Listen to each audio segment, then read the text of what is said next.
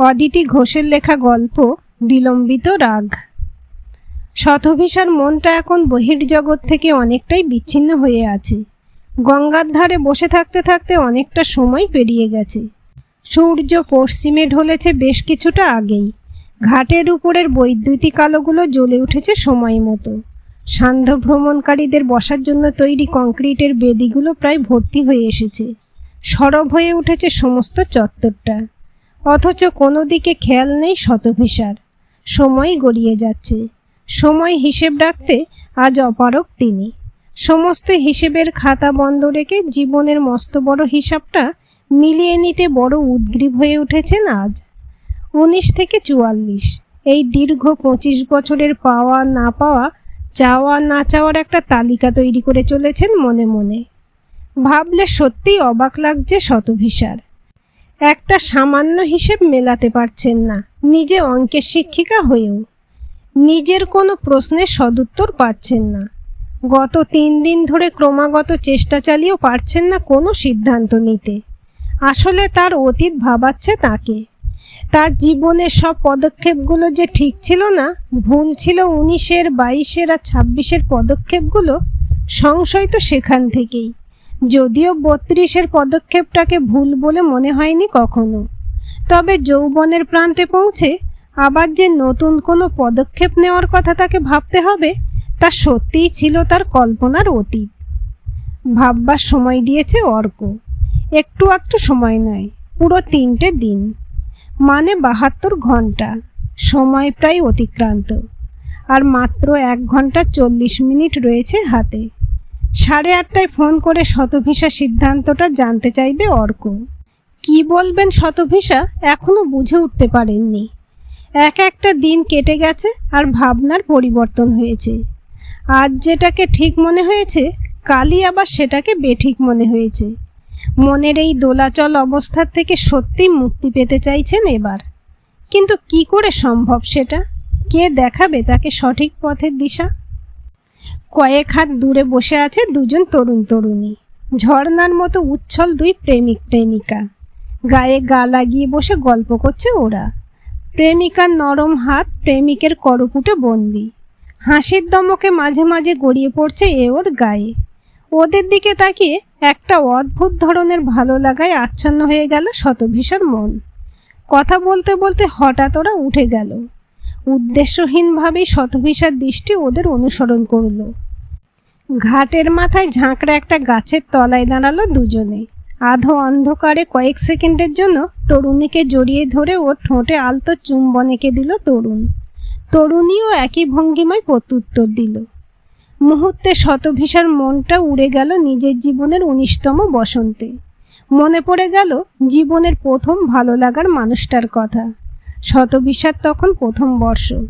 নবীন বরণের সময় থেকে রোদ চশমার ফাঁক দিয়ে দুটো চোখ যে খুঁজে বেড়াচ্ছে তাকে, সেটা লক্ষ্য করতেন শতভিসা।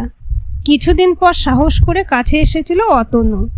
2 মাস কথা বলার পরই একসঙ্গে সিনেমা দেখতে যাওয়ার প্রস্তাবটাও দিয়েছিল। বলেছিল, আমার কলেজের মেয়াদ তো শেষ হয়ে যাবে, তার আগে পাকাপাকিভাবে তোমাকে বুক করে রেখে যেতে চাই। অতনুর কথার অন্তর্নিহিত মানেটা বুঝতে না পারলেও ওর প্রস্তাবে রাজি হয়েছিলেন শতভিসা। স্পেশাল এনক্লোজারে পাশাপাশি বসে সিনেমা দেখেছিলেন ওরা। অতনু হাত ধরায় আপত্তি জানাননি শতভিসা, কিন্তু সেখানেই ক্ষান্ত হয়নি অতনু। শতভিসাকে জড়িয়ে ধরে চুম্বন করতে উদ্যত হতেই সরে এসেছিলেন শতভিসা। সেই দিন সিনেমা হল থেকে বেরিয়ে এসে অতনুর সঙ্গে সম্পর্কের ইতি টেনেছিলেন। আজও মনে আছে, অতনু অনেক বোঝানোর চেষ্টা করেছিল। বলেছিল, আমি তোমাকে ভালোবাসি, বিয়ে করব একদিন। তাহলে এতে অন্যায় কোথায়? অতনুর কোনো কথা শুনতে রাজি হয়নি সেদিন শতভিসা। বলেছিলেন, তুমি আমাকে এতটা সস্তা ভাবো? এটাই কি তোমার পাকাপাকিভাবে বুক করার পন্থা? আমার ভাবতে অবাক লাগছে। আর দেখা করার চেষ্টা করো না কখনো। কথা কটা বলেই দ্রুত পায়ে হাঁটতে লেগেছিলেন শতভিসা। চলে আসার সময় শুনতে পেয়েছিলেন অতনুর আরতি, আমাকে এভাবে ফিরিয়ে দিও না শতভিসা, আমি খুব কষ্ট পাবো। পিছন ফিরে একবারও তাকাননি শতভিসা। বয়স বাড়ার সঙ্গে সঙ্গে অনেকবার মনে হয়েছিল শতভিসার লঘু পাপে গুরুদণ্ড দেওয়া হয়ে গেছে অতনুকে। অথচ তখন আর করার কিছু ছিল না, কারণ অতনু তখন তার ধরাছোঁয়ার বাইরে। জীবনের প্রথম প্রেমের সমাধিটা নিজের হাতেই গড়েছিলেন শতভিসা। আজ ওই তরুণ তরুণী দ্বিধাহীনভাবে একে অন্যের কাছে নিজেকে সমর্পণ করার তাগিদ দেখে নিজের ভুলটা আবার পীড়া দিচ্ছে তাকে। ইউনিভার্সিটিতে পা রাখার কিছুদিন পরেই ঘটনাচক্রে আলাপ হয়েছিল ডিপার্টমেন্টের সবচেয়ে সুদর্শন ও বুদ্ধিমান ছেলে নিখিলেশ মিত্রের সঙ্গে। সুগায়িকা ও লাবণ্যময়ী শতভিসা সেনগুপ্ত তখন ইউনিভার্সিটির অন্যান্য স্টুডেন্টদের কাছে রীতিমতো আলোচনার বিষয়। লাইব্রেরিতে একটা বই খুঁজতে খুঁজতে চোখাচোখি হয়েছিল দুজনের। বইটা না পেয়ে চলে আসছিলেন শতভিসা। তখনই কথা বলেছিল নিখিলেশ, বইটা কিন্তু আমার কাছে আছে, লাগলে নিতে পারেন কয়েকদিনের জন্য। নিখিলেশের সম্বন্ধে তখন অনেকটাই জেনে ফেলেছেন শতভিসা ডিপার্টমেন্টের ছেলেদের কাছে, তাই বইটা নিতে দ্বিধা করেননি। প্রথমে পড়াশোনার ব্যাপারে একটু একটু সাহায্য করত নিখিলেশ। কিছুদিন পর একটা বন্ধুত্বের সম্পর্ক গড়ে উঠেছিল দুজনের মধ্যে। তার জীবনে 23তম বসন্তে নিখিলেশ যেদিন প্রপোজ করেছিল, সেই দিন সব সংকোচ কাটিয়ে নিজের প্রথম প্রেমের কথা জানিয়েছিলেন শতভিসা। সব শুনে নিখিলেশ বলেছিল, আমি কথা দিচ্ছি বিয়ের আগে তোমাকে স্পর্শ করব না। সে কথা রেখেছিল নিখিলেশ। কিন্তু বিয়ে যখন ফাইনাল হয়ে গিয়েছিল, ঠিক তখনই জানতে পেরেছিলেন শতভিসা যে শুধুমাত্র বন্ধুদের সঙ্গে বাজি ধরে শতভিসাকে প্রপোজ করেছিল নিখিলেশ। শুধু তাই নয়, আর দুজন প্রতিযোগীকে হারিয়ে নিখিলেশ জয় করতে চেয়েছিল শতভিসাকে। সেখানে ভালোবাসা কতটা ছিল জানতে পারেননি তিনি। অবশ্য তখন আর করার কিছু ছিল না, কারণ দুই বাড়িতে শুরু হয়ে গিয়েছিল বিয়ে তোড়জোড়। 26 বছরের স্বনির্ভর একজন মহিলা হয়েও দুটো পরিবারের সম্মানের কথা ভেবে বিয়েটা ভেঙে দিতে পারেননি শতভিসা সেনগুপ্ত। বিয়ের পর সেই ভাবনাটাকে মন থেকে ঝেড়ে ফেলে বেশ মনোযোগ দিয়ে সংসার করতে শুরু করেছিলেন শতভিসা। শিক্ষকতা করলেও তার অতিরিক্ত বেশিরভাগ সময়টুকু ব্যয় করতেন সংসারের জন্য। তবে নিখিলেশ মিত্রের ক্ষেত্রে ব্যাপারটা ছিল পুরো উল্টো। কাজের অতিরিক্ত সময়টা নিখিলেশ কাটাতো একেবারে নিজের মতো করে নিজের সার্কেলে। সেখানে কোনো প্রবেশাধিকার ছিল না শতভিসার। বিয়ের পর যে 6টা বছর একসঙ্গে থেকেছেন তারা, সেই সময় তাকে ঘিরে নিখিলেশের চোখে কখনো কোনো মুগ্ধতা দেখেনি শতভিসা, কখনো চোখে পড়েনি বিশেষ কোনো উন্মাদনা।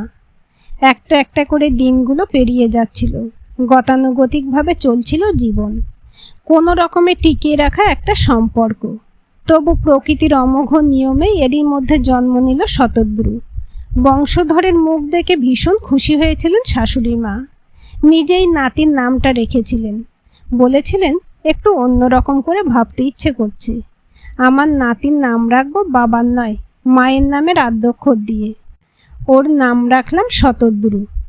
তবে অত খটোমটো নামে তো সবসময় ডাকা যাবে না, তাই ডাকবো সতু বলে। কি রে, নাম পছন্দ তো তোর? কথাটা শুনে একটা অন্যরকম ভালো লাগায় স্নাত হয়েছিল শতভিসার মন। তৎক্ষণাৎ সম্মতি জানিয়েছিলেন শাশুড়ি মায়ের কথায়। ঠাকুরমার সীমাহীন আদর যত্নে একটু একটু করে বড় হচ্ছিল সতু। যতক্ষণ বাড়িতে থাকতেন শতভিসা, ততক্ষণ শাশুড়ি মায়ের মুখে শুনতে হতো তার নাতির নানা কীর্তিকলাপের বর্ণনা। পরম নিশ্চিন্তে স্কুল করতেন শতভিসা। কিন্তু এই সুখ দীর্ঘস্থায়ী হয়নি। নিজের 2 বছর বয়সে ঠাকুরমাকে হারিয়েছিল শতদ্রু। তখন বাধ্য হয়ে একজন আয়ার কাছে থাকতে হতো শতদ্রুকে।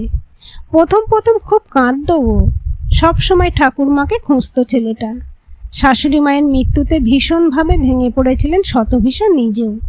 3 জনের সংসারে যতটুকু স্নেহ ভালোবাসা পেয়েছিলেন শতভিসা, তার সবটুকুই জুটেছিল ওই মানুষটার কাছ থেকে। নিখিলেশ ব্যস্ত থাকত সারাদিনই নিজের চাকরি, বন্ধু বান্ধবদের নিয়ে। শাশুড়ি মায়ের মৃত্যুর পর তাই বড় নিঃসঙ্গ হয়ে গিয়েছিলেন শতভিসা। মোবাইলে সময়টা দেখলেন শতভিসা 7টা 25, আর মাত্র 1 ঘন্টা 5 মিনিট পরে ফোনটা করবে অর্ক। অথচ এখনও পারেননি কোনো সিদ্ধান্তে উপনীত হতে। তরুণ তরুণী উঠে গেছে একটু আগে। ওদের ফেলে রেখে যাওয়া জায়গায় এখন ঘনিষ্ঠ হয়ে বসে আছে এক দম্পতি। ওদের হাবভাব দেখে বোঝা যাচ্ছে যে ওরা নবপরিণীত। আইসক্রিমের গাড়ি সামনে আসতেই উঠে দাঁড়ালো ছেলেটা। আইসক্রিমের কাপ মেয়েটার হাতে ধরিয়ে দিয়ে পাশে বসে পড়ল। একটা আইসক্রিম দুজনে ভাগ করে খেতে খেতে গল্প করছিল ওরা। ওদের দেখতে দেখতে অতীতের স্মৃতির পৃষ্ঠাগুলো আবার উল্টাতে শুরু করেছিলেন শতভিসা। না, কিছুই পাচ্ছেন না। সেখানে এমন কোনো বিশেষ স্মৃতি নেই যা এখনো মনকে সামান্যতম নাড়া দিতে পারে। বিয়ের 10 দিন পর হানিমুনে গিয়েছিলেন সিমলায়। ওখানে গিয়ে চারপাশের দেখা হানিমুন কাপেলদের ঘনিষ্ঠভাবে থাকতে দেখে যতবারই সেই বাসনা জেগেছে নিজের মধ্যে, ততবারই ব্যর্থ হয়েছেন। হয় একটু সরে গিয়ে ফোনে কথা বলতে, নয়তো মেসেজ লিখতে ব্যস্ত থেকেছে নিখিলেশ। কাছের মানুষটাকে বড় অচেনা লেগেছিল তখনই। বারবার শুধু একটা কথাই মনে হয়েছিল, কেন এলেন? এইভাবে মধুচন্দ্রিমা যাপনের সত্যিই কি কোনো দরকার ছিল? এক বুক কষ্ট, অনেক খারাপ লাগাকে সঙ্গে নিয়ে বাড়ি ফিরেছিলেন শতভিসা। বিয়ের আগে শোনা কথাটা যে কতদূর সত্যি ছিল সেটা বুঝেছিলেন। বাড়িতে আসার পর শাশুড়ি মা যখন জানতে চেয়েছিলেন তার হানিমুনের অভিজ্ঞতার কথা, তখন নিপুণ অভিনয় করেছিলেন শতভিসা। কৃত্রিম হাসি ঠোঁটে এনে বলেছিলেন খুব ভালো লেগেছে তার। আবার ধাক্কা খেয়েছিলেন শাশুড়ি মার কথায়, যাক বাবা, তোরা আনন্দ করেছিস জেনেই আমার সুখ। নীলু তো প্রথমে টিকিট কাটতেই চাইছিল না, বলছিল এসবের নাকি কোনো মানেই হয় না। আমি জোর করলাম বলে রিজার্ভেশন করলো। এখন নিশ্চয়ই বুঝছে না গেলে কেমন লোকসান হতো। কি, আমি এসব বলছি বলে লজ্জা করছে বুঝি? কথাটা বলে থুতনি ধরে নাড়িয়ে দিয়েছিলেন শতভিসার। শাশুড়ি মায়ের মৃত্যুর পর শতভিসার জীবনটা আরও জটিল হয়ে উঠেছিল। যত দিন যাচ্ছিল ততই যেন সংসারের ব্যাপারে বেশি রকম উদাসীন হয়ে যাচ্ছিল নিখিলেশ। বাড়িতে ঢুকলেই মনমরা ভাব। শতভিসার সঙ্গে সামান্য কথা বলতেও যেন কষ্ট হতো তার। কিছু একটা যে ঘটেছে সেটা বুঝতে পারলেও এই নিয়ে কোনো প্রশ্ন করেননি শতভিসা, কারণ ততদিনের সমস্ত পরিস্থিতিকে মানিয়ে নিতে শিখে গেছেন তিনি। আরও কয়েক বছর পরেই অবশ্য পরিষ্কার হয়ে গিয়েছিল সব। জানতে পারা গিয়েছিল নিখিলেশের সংসারের প্রতি এই বৈরাগ্যের কারণ। আজও মনে পড়ে সেই দিনটার কথা। শতভিসার মোবাইল নাম্বারে আননোন নাম্বার থেকে একটা মেসেজ এলো হঠাৎই। দেবস্মিতা চ্যাটার্জি নামে একজন অপরিচিত মহিলার মেসেজটা দেখে রীতিমতো অবাক হয়েছিলেন শতভিসা। মহিলা জানিয়েছিলেন যে উনি দেখা করতে চান শতভিসার সঙ্গে। কখন কিভাবে দেখা করা সম্ভব সেটা জানতেও চেয়েছিলেন। শতভিসা নিজেদের বাড়িতেই আসতে বলেছিলেন তাকে। দীর্ঘাঙ্গী ও সুশ্রী ওই ভদ্রমহিলা দেখা করতে এলেন রবিবার বিকেলে। ভদ্রমহিলার সৌন্দর্যের থেকেও চটকটা বেশি। অন্য রবিবারগুলোয় সন্ধ্যের পর বাড়ি থেকে বের হতো নিখিলেশ। সেদিন কাজের বাহানা দেখে হঠাৎ করে বিকেলেই বেরিয়ে গিয়েছিল। সতু খেলতে গিয়েছিল পাশের ফ্ল্যাটে। ফাঁকা বাড়িতে তখন শতভিসার মুখোমুখি দেবস্মিতা চ্যাটার্জি। কোনো ভনিতা না করে জানিয়েছিলেন দেবস্মিতা তার সঙ্গে নিখিলেশের গত 7 বছর ধরে গড়ে ওঠা সম্পর্কের কথা। নিখিলেশ নাকি ডিভোর্স চায়, কিন্তু শতভিসাকে বলে উঠতে পারছে না ছেলের কথা ভেবে। দেবস্মিতা আরও জানালেন মনের মিল না হওয়ার জন্য উনি নিজেও ডিভোর্সের পাট চুকিয়ে ফেলেছেন। কথাটা শুনে বিশেষ অবাক হননি শতভিসা, কারণ নিখিলেশের হাবভাব দেখে সন্দেহটা অনেক আগেই হয়েছিল। তবে ভদ্রমহিলা যতদিন ধরে সম্পর্ক রয়েছে বলে দাবি করছিলেন সেটা শুনে অবাক না হয়ে পারেননি। 7 বছরের সম্পর্ক, তার মানে বিয়ের আগে থেকেই এই সম্পর্ক ছিল। তা সত্ত্বেও শতভিসাকে বিয়ে করেছিল নিখিলেশ, কিন্তু কেন? শতভিসা তো তার উপর কোনো রকম প্রেশার ক্রিয়েট করেননি বিয়ের জন্য। তাহলে নিখিলেশ কেন এমনটা করল? শতভিসার ভাবনাকে বেশি দূর গড়াতে না দিয়ে উত্তরটা দিয়েছিলেন দেবস্মিতা নিজে। নিশ্চয়ই ভাবছেন আপনাদের বিয়ের আগে থেকে এই সম্পর্ক কি করে থাকে। আসলে আমার ডিভোর্সটা হয়েছে মাত্র 2 বছর। বিবাহিত একজন মহিলাকে বিয়ে করা সম্ভব নয় বলেই ও আপনাকে বিয়ে করেছিল। ব্যাপারটা খুব সিম্পল। দেবস্মিতাকে খুব বলতে ইচ্ছে করছিল, তাহলে এতদিনের ভালোবাসার সম্পর্কটা একেবারেই মিথ্যের উপর দাঁড়িয়েছিল। কিন্তু কিছু বললেন না শতভিসা। জোর করে কোনো সম্পর্ককে টিকিয়ে রাখার চেষ্টা করাটা নিতান্তই মূর্খতা। চলে যাওয়ার আগে দেবস্মিতা বলেছিলেন, একটু ভাববেন, আমরা কেউ কিন্তু ভালো নেই। একটু ভালো থাকতে চাওয়াটা তো অপরাধ নয়। সেদিন রাত্রে নিখিলেশ বাড়ি ফেরার আগেই পেপার ওয়েট চাপা দিয়ে সেন্টার টেবিলে একটা চিঠি রেখে দিয়েছিলেন শতভিসা। তাতে জানিয়েছিলেন নিজের মত। কোনো শর্ত ছাড়াই নিখিলেশকে ডিভোর্স দিতে রাজি ছিলেন শতভিসা। শুধু শতদ্রুকে নিয়েই বাঁচতে চেয়েছিলেন তিনি। নিখিলেশের বদান্যতায় ঘাটতি ছিল না। শতভিসা শতদ্রুকে আশ্রয়হীন করতে হয়তো বিবেকে বেঁধেছিল। তাই নিজে অন্য বাড়িতে থাকা সিদ্ধান্ত নিয়ে বাড়িটা শতভিসার নামে লিখে দিতে চেয়েছিল। সে দান গ্রহণ করেননি শতভিসা। 5 বছরের ছেলের হাত ধরে বাড়ি থেকে বেরিয়ে এসে উঠেছিলেন ভাড়া বাড়িতে। ছেলেকে নরেন্দ্রপুর রামকৃষ্ণ মিশনে ক্লাস 5-এ ভর্তি করার পর শুরু করেছিলেন সকাল সন্ধ্যে টিউশনি। নিজের উপার্জনের টাকাতে ছেলের ভবিষ্যতের কথা ভেবে 1000 স্কোয়ার ফিটের ফ্ল্যাটটা কিনেছিলেন 2 বছর আগেই। দেখতে দেখতে 12টা বছর পেরিয়ে গেছে। শতদ্রু এখন ক্লাস 11-এ পড়ে। ওর বাবার কোনো স্মৃতি ওর কাছে রয়ে গেছে কিনা জানে না শতভিসা। তবে ফোন করলেই অর্কের কথা জিজ্ঞাসা করে। অর্ককে খুব পছন্দ করে শতু। ও ছুটি ছাটাই এলে দারুণভাবে ওকে সঙ্গ দেয় অর্ক। নিজের বাড়িতে মায়ের কাছে নিয়ে যায় সুযোগ পেলেই। বাধা দেন না শতভিসা। অর্কের মাকে রাঙা ঠাম্মি বলে ডাকে শতু, আর অর্ককে কাকু বা আঙ্কেল কিছুই না বলে ডাকে অক্কু বলে। ছোটবেলায় অর্ক নামে ডাকার চেষ্টা করে না পেরে অক্কু বলতো, আজও সেই একই নামে ডাকে। অর্ক মানে অর্কজ্যোতি সেন, নিখিলেশের মাসতুতো ভাই। অর্ক শতভিসার সমবয়সী। নিজের বিয়ের সময় প্রথম দেখেছিলেন ওকে শতভিসা। দারুণ প্রাণবন্ত হাসি খুশি মানুষটাকে বেশ লেগেছিল প্রথম আলাপের সময়ই। নিজের শাশুড়ি মায়ের মুখে শতভিসা শুনেছিলেন অর্কদের বাড়ির কথা। অর্ক এমএসসি পড়ার সময় ওর বাবা হঠাৎ মারা যান। পৈতৃক ব্যবসা সামলাতে পড়াশোনা ছাড়তে বাধ্য হয় অর্ক। চৌধুরী মেডিকেল হলের মতো বড় ওষুধের দোকানটা তো ছিলই, তার সঙ্গে বেশ কিছু ওষুধ কোম্পানির হোলসেলার ছিলেন নিখিলেশের মেসোমশাই। বাবার মৃত্যুর পর একদিকে ব্যবসা, অন্যদিকে মা ও বোনেদের দায়িত্ব, সব এসে পড়েছিল 22 বছরের অর্কের ঘাড়ে। সব দিক সামলে চলতে শিখে গিয়েছিল ছেলেটা সেই বয়স থেকেই। বিয়ের সময় থেকেই অর্ক মণি বলে ডাকত শতভিসাকে। খুব ভালো লাগতো শতভিসার এই প্রাণবন্ত দেবরকে। যেখানে থাকতো সকলকে মাতিয়ে রাখত। বউ ভাতের দিনই নতুন ডাকটা আবিষ্কার করেছিল অর্ক। বলেছিল বৌমণির বউটা তো নীলুদার, তাহলে আমার জন্য উদ্বৃত্ত থাকে মণি। আমি মণি বলেই ডাকবো। শাশুড়ি মা হেসে বলেছিলেন, এই পাগল ছেলেটা যা বলে ডাকবে তাতেই তুমি সাড়া দিও মা। অর্কের বোন অশ্মি বলেছিল, আর তোর বউকে তাহলে আমি কি বলে ডাকবো? অর্ক নিঃসংকোচে বলেছিল, তখন তুই মণি বলে ডাকবি, কারণ তখন বউটা আমার। আমি ডাকবো শুধু বউ বলে। আহা কি মিষ্টি ডাক, ভাবলেই রোমাঞ্চে গায়ে কাঁটা দিচ্ছে। অর্কের কথায় সবাই হেসে উঠেছিল। মাস শাশুড়ি মানে রাঙামাসি বলেছিলেন, অতই যখন ডাকার শখ তখন একটা বিয়ে করেই ফেল না, আমি একটু তার হাতের তৈরি চা খেয়ে বাঁচি। অর্ক বলেছিল, এই 26-এ বিয়ে? খেপেছ? এখন থেকে লাইফটা হেল করতে রাজি নই আমি। বিয়ে করব 34-35-এ, তার আগে গুরু দায়িত্ব। অশ্মির জন্য একটা ঘটোৎকচের মতো বর জোগাড় করতে হবে। অশ্মি বলেছিল, তুই 34-এ বিয়ে না করে একেবারে 44-এ করবি। পাকা চুলে টোপর পড়লে দারুণ লাগবে।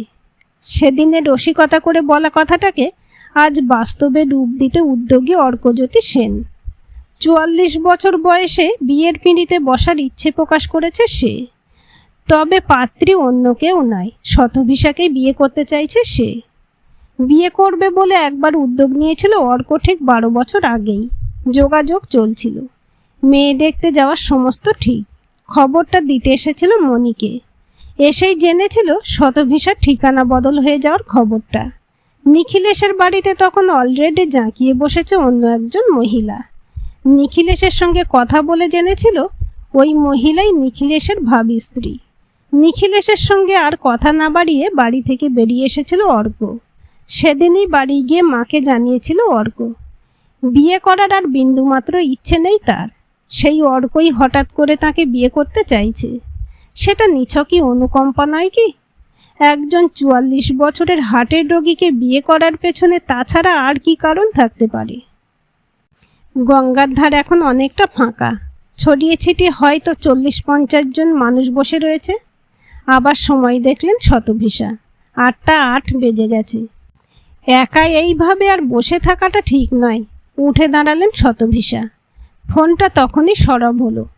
ছোট ব্যাগটা চেন খুলে মোবাইলটা বার করতে করতে মনে মনে বললেন, এখনও তো 20 মিনিট বাকি আছে নির্ধারিত সময়ের, তার আগেই ফোন কেন?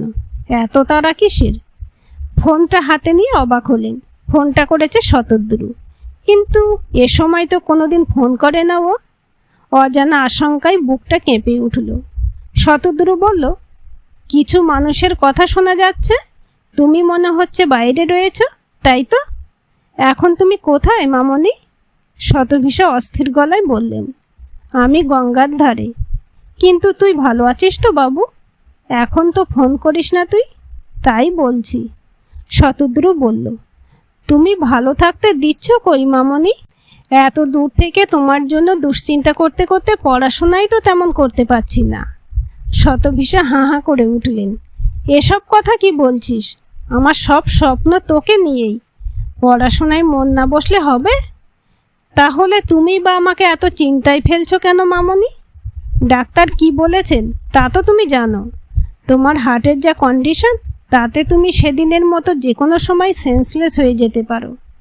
তোমার পাশে রাত্রে কারো থাকার দরকার। প্লিজ তুমি রাজি হয়ে যাও না মামনি। শতভিসা গলায় অভিমান ঝরিয়ে বললেন, তুই মাকে এভাবে ব্ল্যাকমেল করছিস? তোকে কে ফোন করতে বলেছে? সত্যি করে বল, তোর অক্কু? বিলিভ মি মামনি, অক্কু আমাকে কিচ্ছু বলেনি।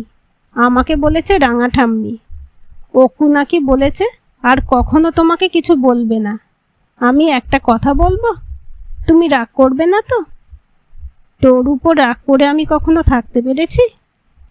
তাহলে বলছি, জানো মা, অক্কু শুধু আমাকেই ভালোবাসে না, তোমাকেও খুব ভালোবাসে। সেদিন নার্সিংহোমে নিয়ে যাওয়ার পর তোমার সেন্স আসতে দেরি হচ্ছিল বলে অক্কু কাঁদছিল। কথাটা রাঙা ঠাম্মি বলেছে আমাকে। অক্কু তো সব সময় আমাদের পাশে থেকেছে মামনি। শেষ বয়সটা তুমি থাকো না অক্কুর কাছে। তুমি রাজি হয়ে গেলে রেজিস্ট্রির সময় আমি যাব, তারপর নিশ্চিন্তে পড়াশোনা করব। শতভিসা কান্না চেপে বললেন, বুঝতে পারছি তুই অনেক বড় হয়ে গেছিস, কিন্তু একটা কথা বলতো, জীবনে কোনোদিন কি তোর মনে হবে না যে তোর মা কোনো ভুল করেছে? শতদ্রু বলল, মায়ের কাজে সমালোচনা করার স্পর্ধা যেন কখনো আমার না হয়। শোনো মামনি, আজ অক্কুকে ফোনটা তুমি করো, জানিয়ে দাও তুমি রাজি। প্লিজ মামনি, আমার এই কথাটা রাখো। শতভিসা বললেন, বলবো, কিন্তু বিনিময়ে তোর কাছে কি চাই মনে আছে তো? আছে আছে, শুধু ডাক্তার নয়, আমার মামনি ট্রিটমেন্ট করার জন্য আমাকে কার্ডিওলজিস্ট হতে হবে। খুশি হয়ে শতভিসা বললেন, বেশ, তাহলে আমিও তোর কথা রেখে ফোনটা করব। অন্য প্রান্ত থেকে শতদ্রুর উচ্ছ্বসিত গলা শোনা গেল, থ্যাংক ইউ মামনি, থ্যাংক ইউ সো মাচ। বাড়ির রাস্তা না ধরে গঙ্গার ঘাটে এসে দাঁড়ালেন শতভিসা। আরও অনেকটা ফাঁকা হয়ে এসেছে চারদিক। শুধু ঘাটের সিঁড়িগুলোয় বসে আছে বেশ কিছু মানুষ। বসন্ত প্রায় গমনোদ্যত। একটু দূরে একটা আম গাছের ডালে বসে একাকী ডেকে চলেছে কোনো বিরহী কোকিল। চৈত্র পবনের আচমকা ধাক্কায় কেঁপে উঠল শতভিসা তনুমন। ছেলের কথা রেখে ফোনটা করতে যেতেই বিশ্বের সংকোচ জড়িয়ে ধরল তাকে। পারছেন না কিছুতেই নিজে মুখে সম্মতিটা জানাতে। কি করবেন ভাবছেন। ফোনটা হাতে নিয়ে গঙ্গার দিকে তাকিয়ে দাঁড়িয়ে রইলেন। হঠাৎ পাশে কারো উপস্থিতি টের পেয়ে ঘুরে তাকালেন। দেখলেন অর্ক দাঁড়িয়ে আছেন তার পাশে। অর্কজ্যোতি বললেন, সতু ফোন করে জানালো তোমার কথা, তাই বাইকটা বার করে তোমাকে নিতে এলাম। শতভিসা বললেন, ছেলেটা সবেতেই বড্ড অস্থির হয়ে পড়ে। অর্ক বললেন, আমাকে কিন্তু আজও অন্যভাবে কথা বলেছে। জড়তা কাটিয়ে সামান্য হাসলেন শতভিসা। কি বলেছে? ও বলল, তাড়াতাড়ি গঙ্গার ধারে যাও, ওখানে তোমার মনি একা একা বসে আছে, তুমি হাত ধরে বাড়ি নিয়ে যাও। শতভিসা লজ্জায় মুখ নিচু করলেন। অর্কজ্যোতি বললেন, তোমাকে আর কষ্ট করে কিছু বলতে হবে না, আমি সব বুঝে নিয়েছি। শতভিসা তখনও মুখ তুলতে পারছিলেন না। অর্কজ্যোতি চিবুকে হাত দিয়ে শতভিসার মুখটা তুলে ধরলেন। যে কথাটা তুমি জানতে না, বিশ্বের কেউ জানতো না, সে কথাটা আজ জানাচ্ছি। তোমার অসুস্থতার কারণে তোমাকে অনুকম্পা দেখাতে আসিনি আমি তোমাকে ভালোবেসেছিলাম আজ থেকে 12 বছর আগে। নিখিলেশদার নতুন জীবনসঙ্গীকে দেখে খুব কষ্ট পেয়েছিলাম। তখনই ইচ্ছাটা একবার মনে জেগেছিল, কিন্তু জানাতে সাহসে কুলায়নি। এখন মা শ্রোত দুজনেই আমার সাহস জুগিয়েছে, তাই জানাতে পারলাম। এতক্ষণ ধরে যে মানসিক দ্বন্দ্বে অস্থির হয়ে উঠেছিল মনটা, তার থেকে মুক্তি পেয়ে স্বস্তির শ্বাস ফেললেন শতভিসা। অর্কজ্যোতির হাতের মুঠোর মধ্যে এখন শতভিসার করযুগল। চরম নির্ভরতায় সমর্পিত তারা। লাজুক দৃষ্টিতে অর্কের দিকে তাকালেন শতভিসা। আম গাছের উঁচু ডালে লুকিয়ে থেকে কোকিলটা আরও একবার ডেকে উঠল। বুঝি বা শতভিসার জীবনের নতুন সঙ্গীকে শুভেচ্ছা জ্ঞাপন করল বসন্তের দূত। গল্পটি কেমন লাগলো কমেন্ট করে জানাবেন। ভালো লাগলে লাইক, শেয়ার এবং সাবস্ক্রাইব করবেন, আর অবশ্যই বেল আইকনটি ক্লিক করে রাখবেন।